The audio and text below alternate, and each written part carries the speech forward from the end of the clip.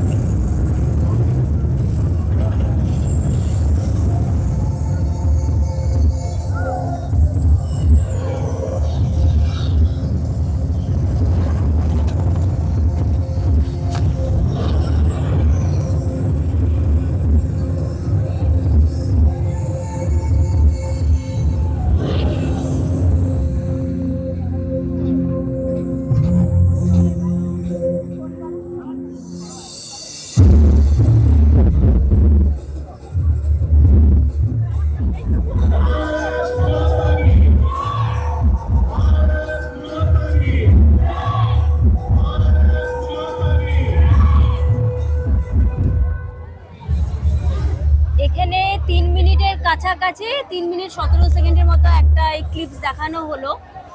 সত্যি কথা বলতে ঘটনাটা তো খুব একটা ভালো ঘটনা না, পেহেলগাঁওতে যা হয়েছে সত্যি খুব মর্মান্তিক একটা ঘটনা হয়েছে, খুব নিন্দনীয় একটা ঘটনা। হ্যাঁ, তো সেইটা দুর্গাপুজোর প্যান্ডেলে দেখে সত্যি মনটা উদাস হয়ে গেল। যতবারই দেখলাম ক্লিপটা ভালো লাগছে না, সত্যি ভালো লাগছে না। স্পেশালি যখন ওই বন্দুক দিয়ে সিঁদুর মুছে দিল, শাখা কলা ভেঙে দিল, জানি পরে তারপর আমাদের মোদি গভর্নমেন্ট যা স্টেপ নিয়েছে, তারপর মানে ইন্ডিয়ান আর্মি যা করলো, সেগুলো সব মানে ঠিক আছে, কিন্তু যে ইনসিডেন্টটা দেখানো হলো সত্যি মানে ভালো লাগছে না। তাই একটু বাইরে বেরিয়ে এলাম, একটু বাদে মাকে দেখে মন ভালো করবো।